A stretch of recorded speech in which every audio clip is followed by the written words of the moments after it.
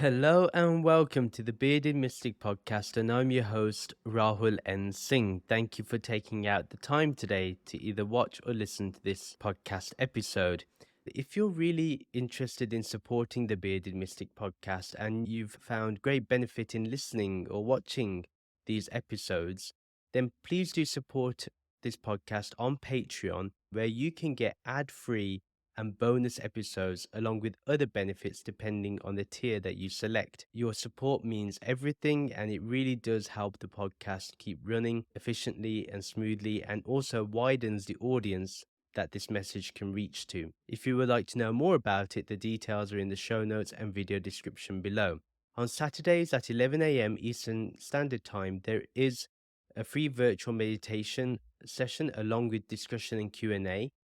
If you're interested in meditating with us as a community, then you can find out the details in the show notes and video description below. Please do like, comment, and subscribe if you're watching this on YouTube. And if you're listening to this on your favorite podcast streaming app, then please do give this podcast a 5-star rating. It helps the podcast get up in the charts and allows the algorithm to bring this podcast to new listeners. And also do review the podcast if you can, and make sure you do follow or subscribe to keep getting future episodes.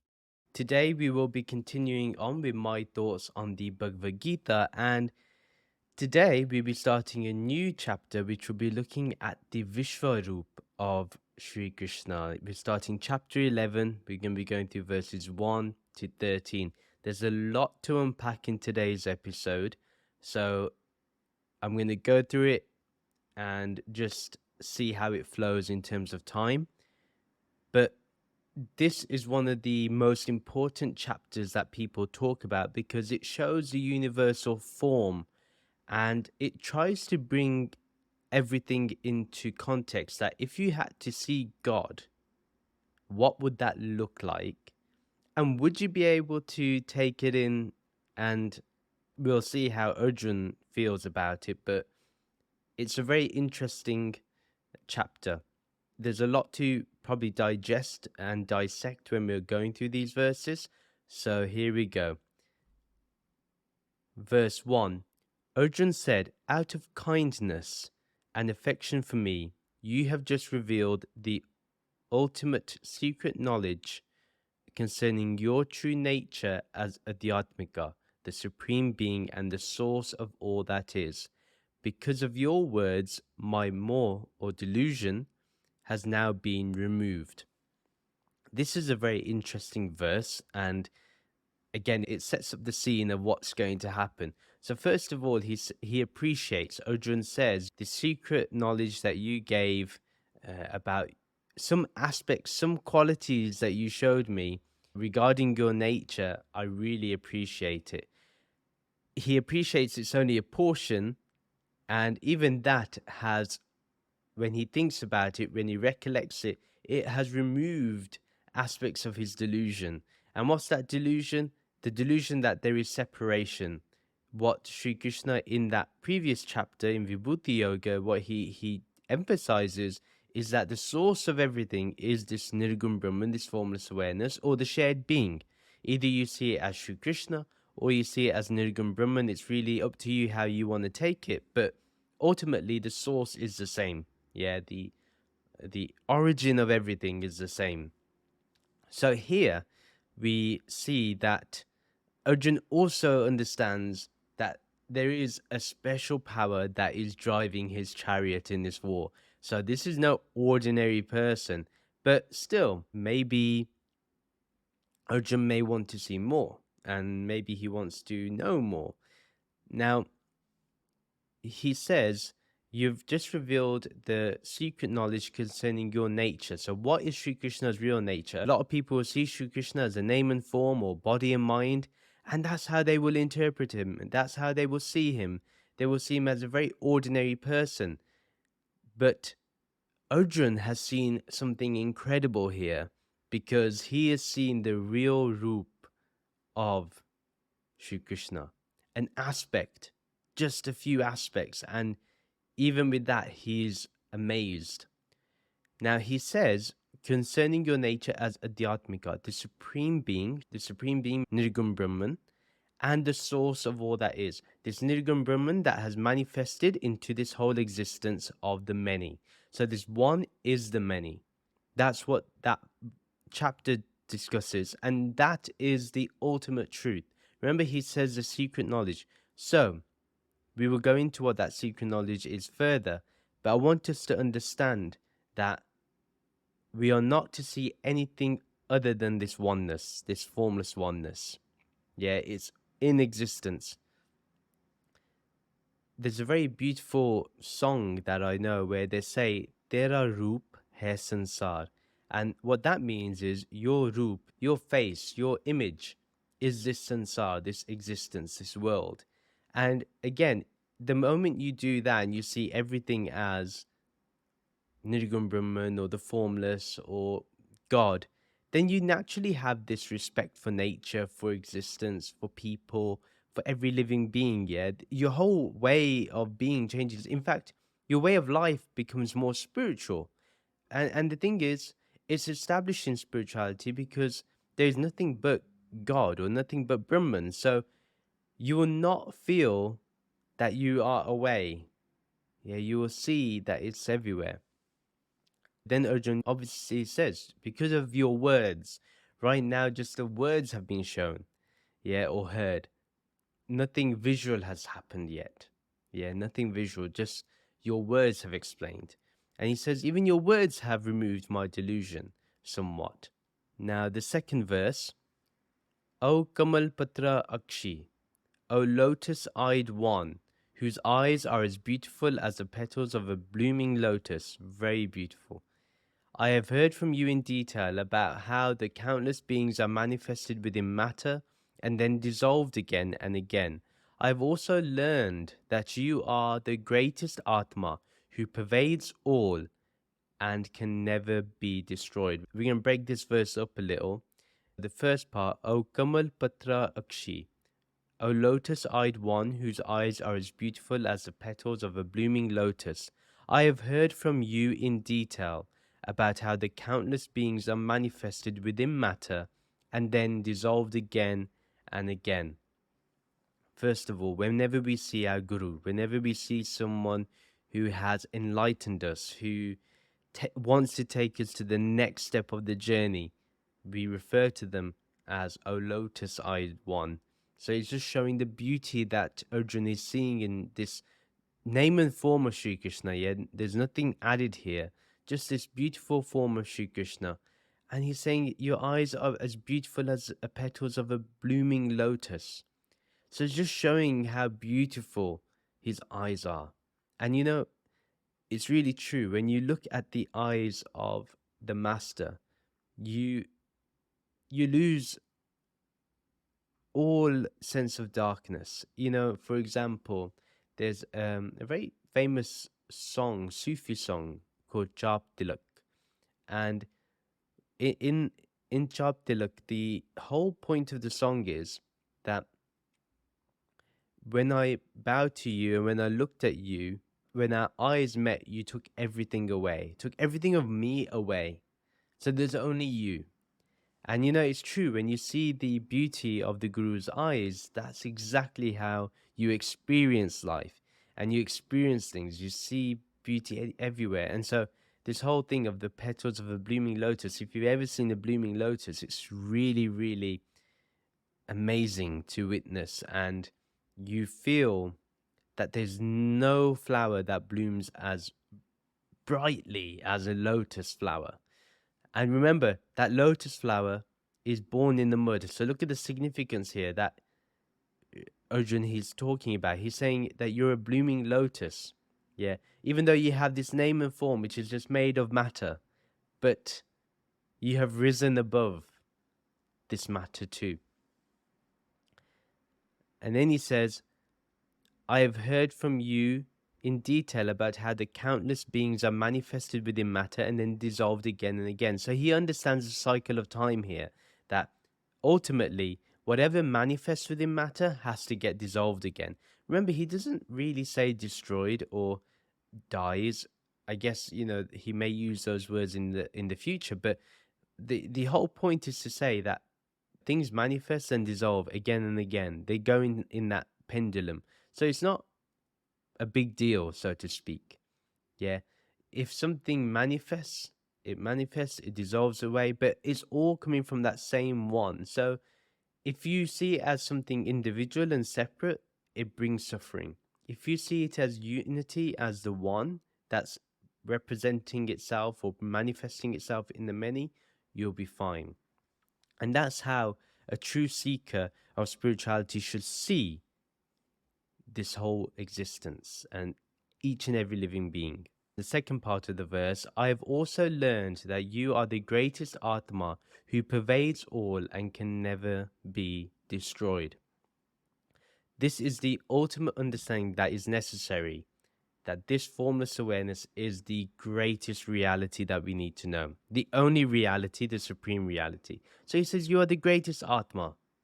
In fact, everything is the greatest Atma. But here Arjuna is seeing Shri Krishna, so he says, Shri Krishna, you are the greatest Atma. You are that supreme being. There is nothing other than this supreme being who pervades all. You're in everything. You envelop everything. And your true nature can never be destroyed. That consciousness cannot be destroyed. Anything made through matter can be destroyed, but you, the Atma, that which is Sat, that which is a witness consciousness, which is changeless, can never be destroyed. There's not even a single atom that it does not pervade. It pervades every corner of existence and beyond. So the subtle point to understand is that this existence is his Maya. It's Brahman's Maya, it's Shri Krishna's Maya, or your Guru's Maya. Yeah. Through the yogic power, this Maya has manifested.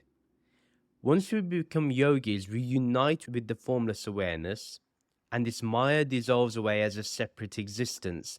And what we see it as this Brahman's manifestation or being, or the shared being, that we often refer to. So that's another way of looking at it. It's very subtle points, but really, really interesting.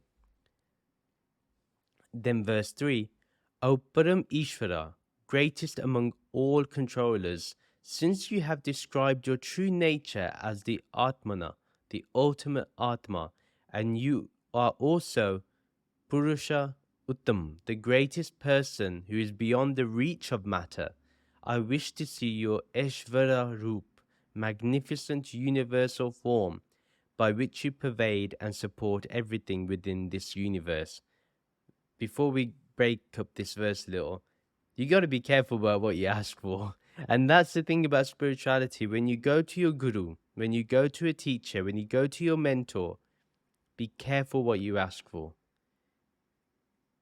And all I can say is my secret that I can give to you is only ask for bhakti, only ask for devotion and gyan. That don't ask for any worldly things, don't ask for anything else. So one should never prematurely ask for something. But Arjun makes this request, right? So he says in the first part, O Param Ishvara, the greatest among all controllers. So Ishvara, as we know, is the personal God, the God with attributes, the personal God that looks after everything, that sustains everything, that creates everything, that destroys everything.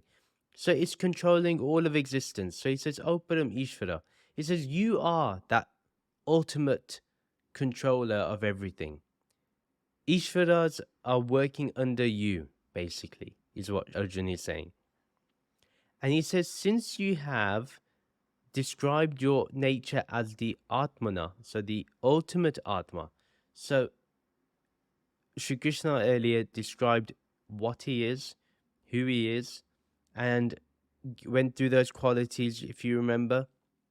So he described them. So he's saying, you've obviously told me that you're the ultimate Atma, and Arjun is accepting this. He's not denying this. He's saying, yes, you are.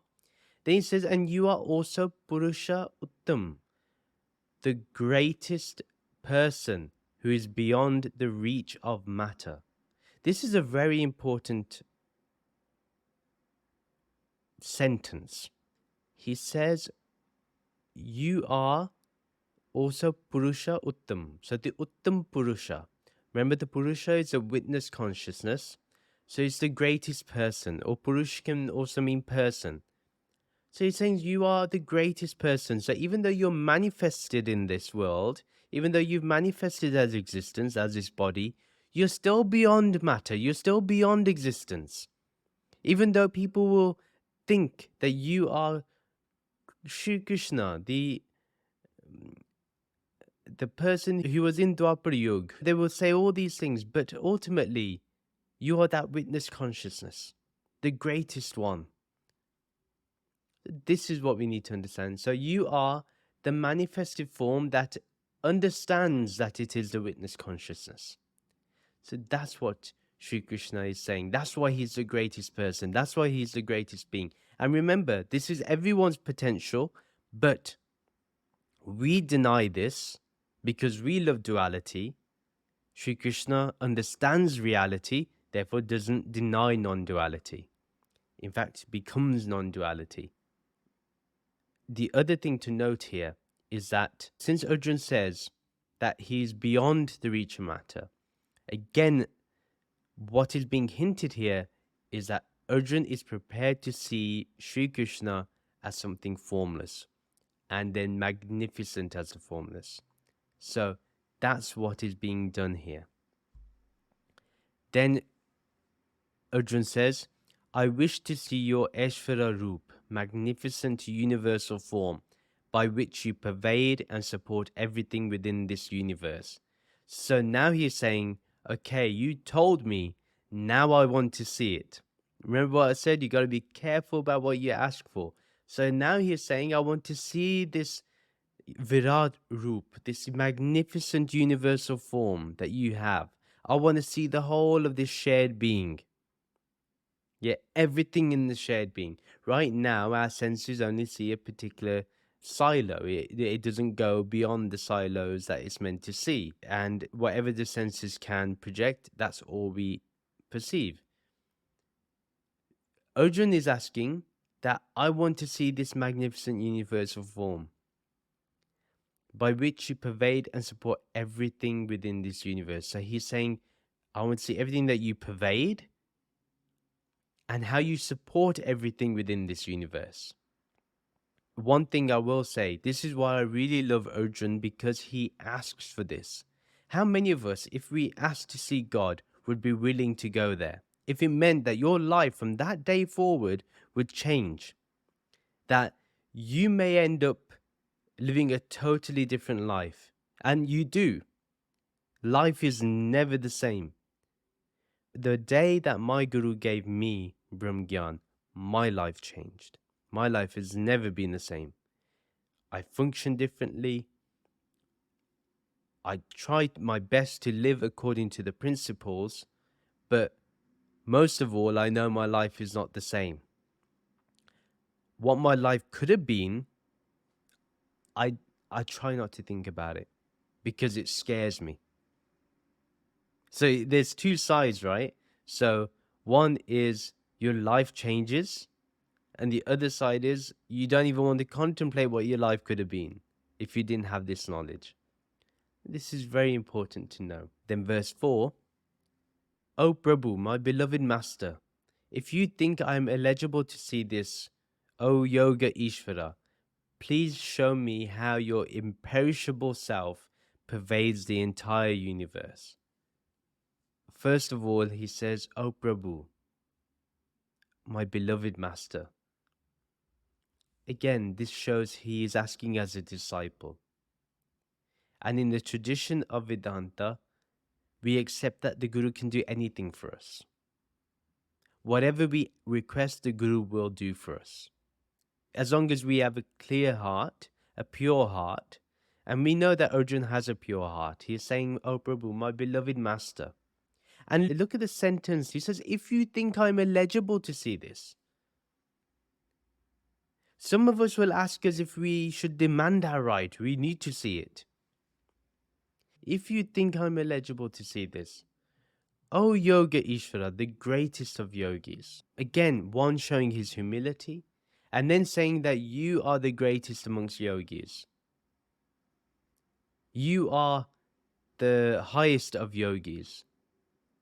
So then he requests, please show me how your imperishable self pervades this entire universe. He wants to see how this Nirgun Brahman manifests as the entire universe. A big ask, but again, it's his humility in the very beginning of this verse that really says everything. And we should have that same humility right now, as we can also have the same experience as we're reading this, as we're listening to this, as we're watching this. And that's why it's really important that we understand the state of mind that Arjun is in to ask this question. And are we willing to really see this magnificent form ourselves? Verse 5, Sri Bhagavan then said, O Arjun, just see my many forms, hundreds and thousands of divine images, and each of various colors and shapes. Shri Krishna starts, maybe with a little bit of a hint. He says, okay, just see my many forms. I'm this whole existence that you see. Yeah, look at the stars, the moon, the planets, the living beings on this planet, the trees, nature, everything, right? Hundreds and thousands of divine images. So the Devis and Devtas. Yeah, just see those. And I have various colors and shapes. So it's very beautiful. You know, he's trying to tell Arjun, look, this is what you can see. Then in verse 6 he says, now you may see the Adityas, the Vasus, the Rudras, the Ashvins, the Maruts, and other divine beings who are also there. O Arjun, behold the many marvels never seen before. First of all, these 33 varieties of Vedic gods are the principal ones, and that's what Sri Krishna is talking about. The 49 Maruts, which are the wind gods, are regarded as separate from the 33 varieties of Vedic gods. So I just wanted us to note that down, because they were transformed from demons to gods in the Vedic folklore. Shri Krishna has separated them from the other gods. So that's something I want to emphasize. Then Shri Krishna tells Arjun to behold many marvels which has never been seen before. Okay. This is, he's saying, look, I'm going to show you all the gods. I'm going to show you all the Rudras. I'm going to show you all of these divine images, divine forms, divine beings. And what he's saying is that nobody else has seen this before. You're the first person. This is why Arjun is no normal person. This is the verse that we need to note. Behold the many marvels never seen before. This is the first time this is being revealed. Then verse 7. O Arjun, just see how everything in the entire Jagat, both the moving and unmoving, is standing together within my universal body as one grand being. Anything you wish to see is present here. So let's look at the verse as a whole. O Arjun, just see how everything in the entire Jagat, so this whole world, this whole universe, both the moving aspects and the unmoving. Remember, space will appear to be unmoving. Moving will be everything. Now you're seeing everything. Yeah, you're seeing all types of rays and waves, and you'll be seeing the divine forms, heaven, hells, everything. You're seeing everything.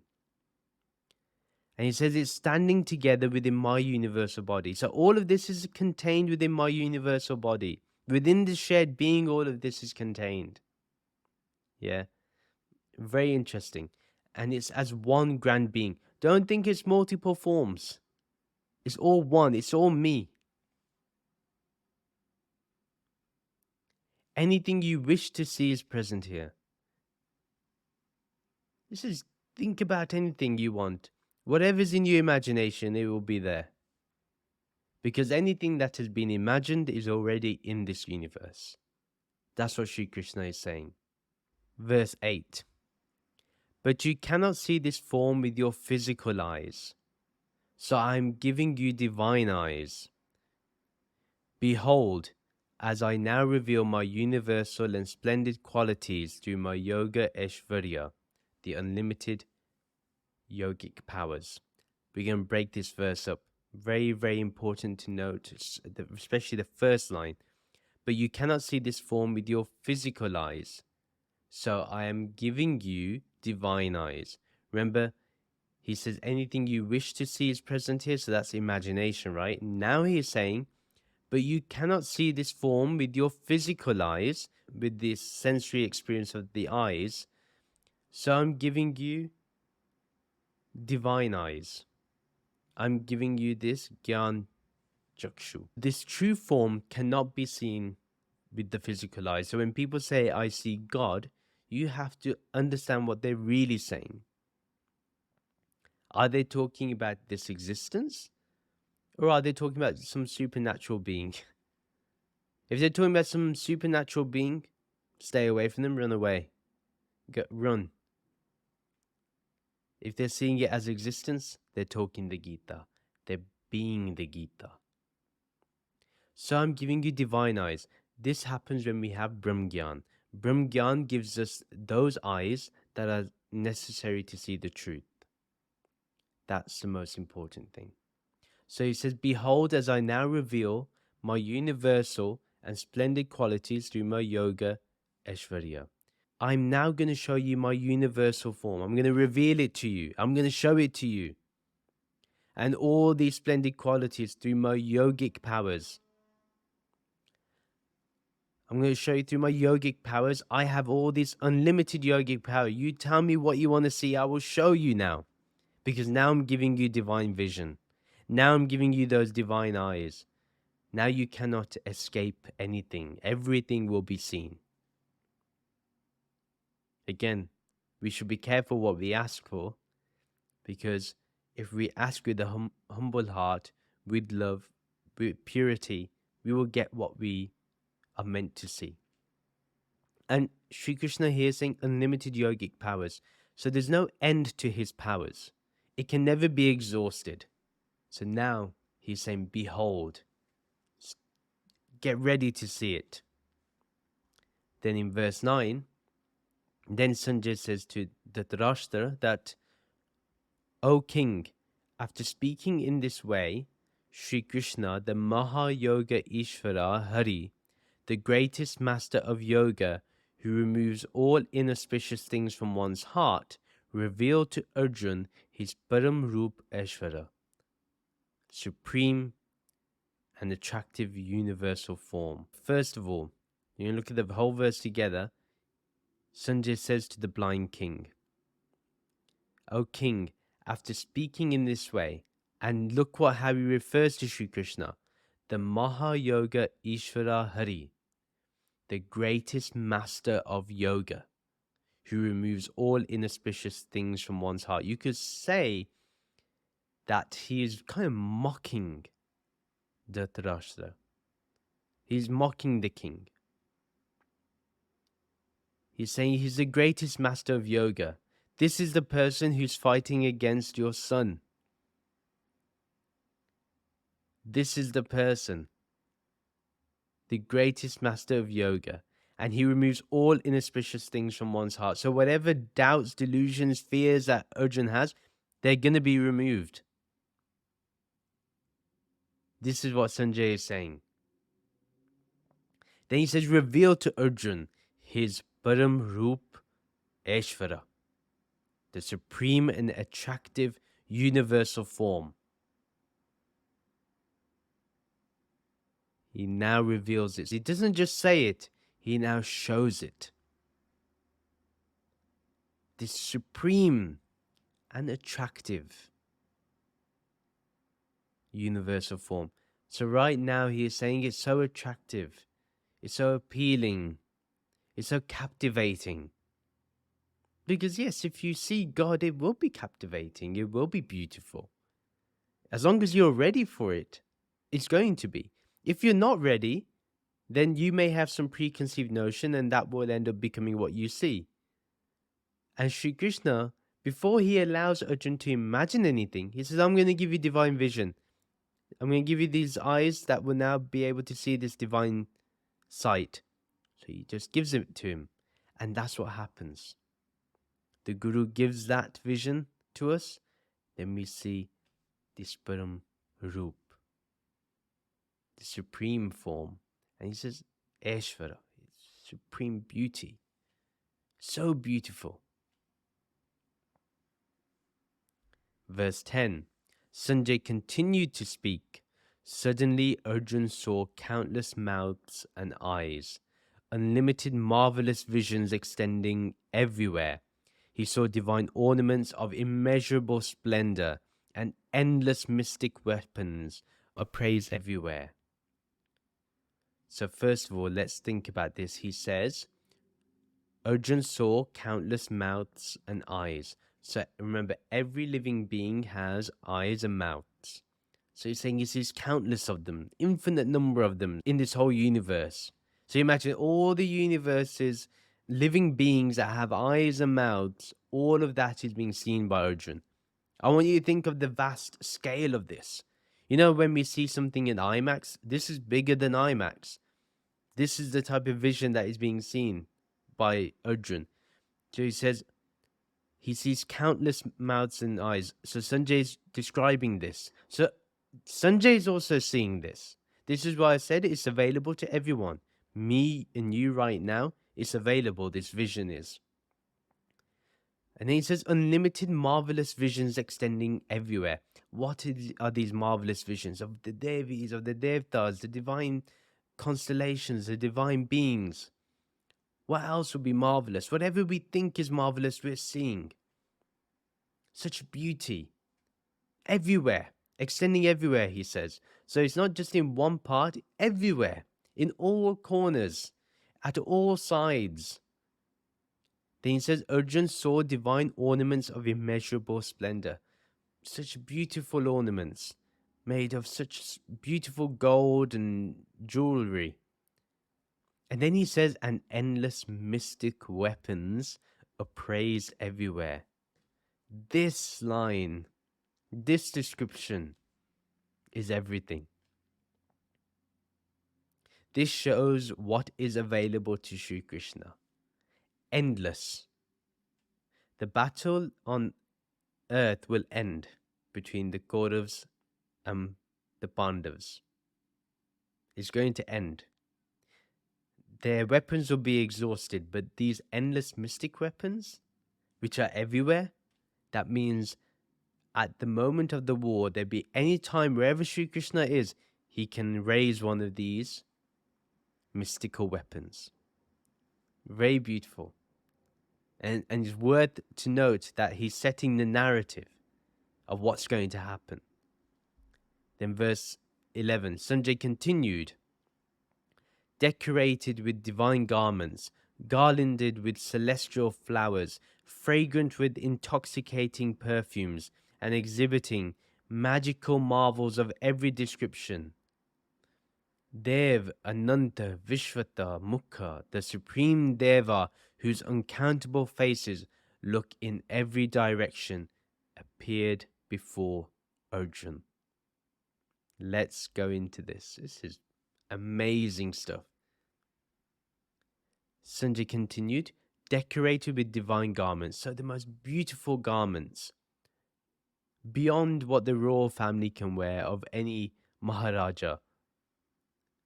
Decorated with divine garments. You see them, they hold such divinity. Then garlanded with celestial flowers. Then, everything is garlanded with celestial flowers. So imagine if there's celestial flowers, how beautiful they must be. Then he says, fragrant with intoxicating perfumes. Just whenever you smell something you really like, you love being around that, right?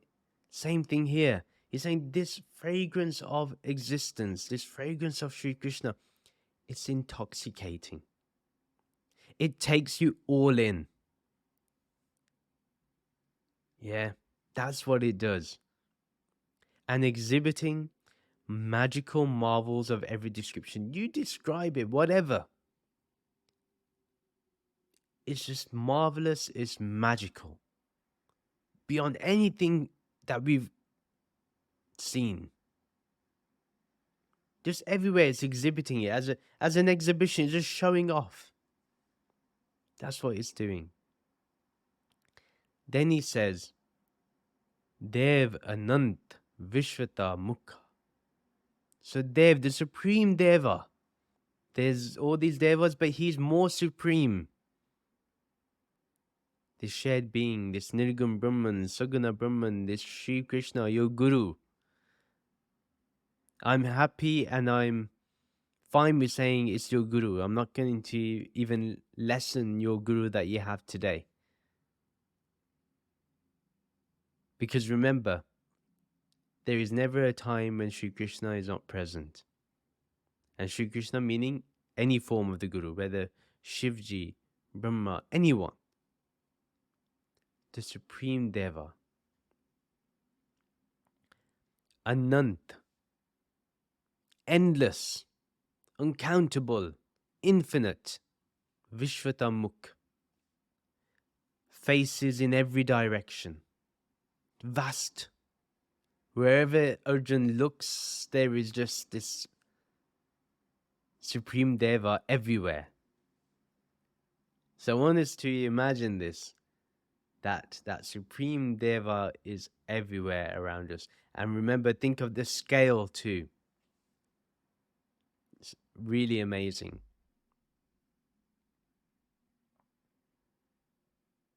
You know, there's a certain, when we're looking at perfumes, fragrances, if you've ever smelled sandalwood, it's so amazing. I love the smell. Personally, I love the smell of sandalwood. I think it's just so magnificent. And they say that whoever touches that fragrance of sandalwood, it goes on to them. Even if you pass through the trees of sandalwood, the sandalwood trees, your clothes and your whole being will smell of that fragrant sandalwood. And that's what is happening here. You'll be filled with that divine perfume. What is that divine perfume? That divine energy. Then verse 12, Sanjay said, Divi Surya Sahasrasya. This is an important verse. If 1,000 suns rose up in the sky all at once, their brilliance would not equal the effulgence of the form that Arjun now saw. Verse 12, chapter 11, verse 12. Remember this verse. There's a Christopher Nolan movie coming out about Oppenheimer. And Oppenheimer loved this verse. He quoted this verse when he saw the atomic bomb. Just think about what Arjun is now seeing. Now let's imagine. We can't even look with our eyes right now at the sun directly, right? It's so powerful. Our eyes will become damaged if we just kept staring at the sun for so long. So he says, if 1,000 suns, so imagine the light emanating from this now. If 1,000 suns rose up in the sky all at once, imagine how bright that light is that Arjun is now witnessing. And he says, their brilliance would not equal the effulgence of the form that Arjun now saw. So don't just get stuck with thousands. I would say infinite. Imagine if infinite suns rose up in the sky all at once. Even that would not equal the effulgence of the form that Arjun saw, that pure being, that pure Sri Krishna, that true form of his, the true form of our Guru, the true form of Brahmgyan, the formless awareness. It will not equal the light emanating from that one. So even if 1,000 suns, if infinite number of suns rose up all at once, it will not be the same. Right now, see, if you've been given this Brahmgyan, if you've been understanding the wisdom that Sri Krishna has talked about, or if you've been blessed by your Guru, you would be able to witness this right now. Right now, you'll be able to witness it. You'll be able to feel it. That if these infinite suns rose up in front of you,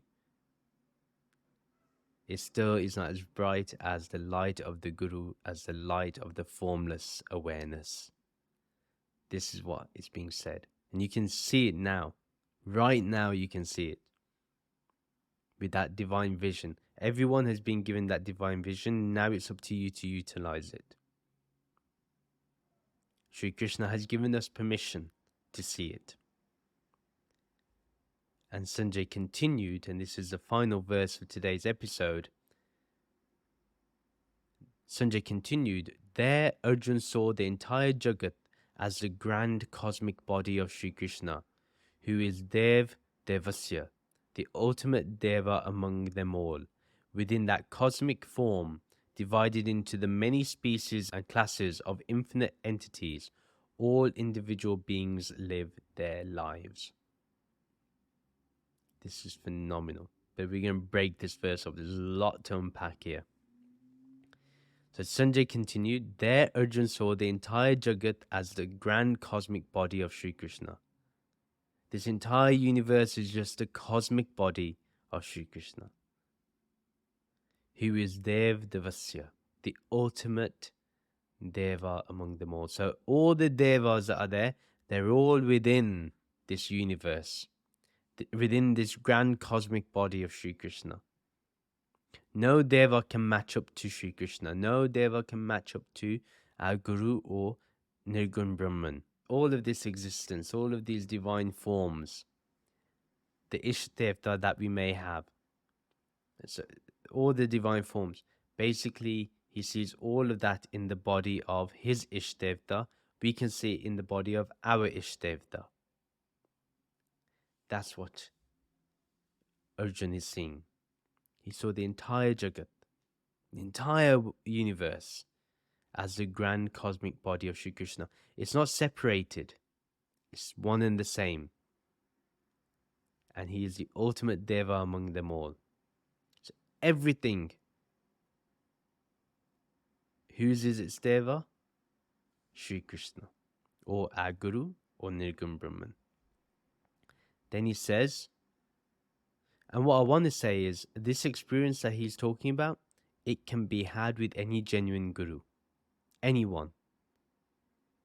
It's just about having that desire, that willingness to see it. Many people go to the genuine Gurus, right? People go, but they don't get what they need to get. They ask for silly little things. And maybe that's their nature, right? But this is the most important thing. Then he says in the next part, within that cosmic form, divided into the many species and classes of living entities, all individual beings live their lives. So in that cosmic form, they are divided into the many species and classes of living entities. So the birds, sea creatures, human beings, the gods, the planets, the galaxies, whatever, you name it, everything. They're divided into many species and classes of living entities. So imagine how much there is. Infinite numbers. All individual beings live their lives. So within this cosmic being, everything is living harmoniously, in oneness, because it's all this one. They are living their lives. Nothing is stopping them from living.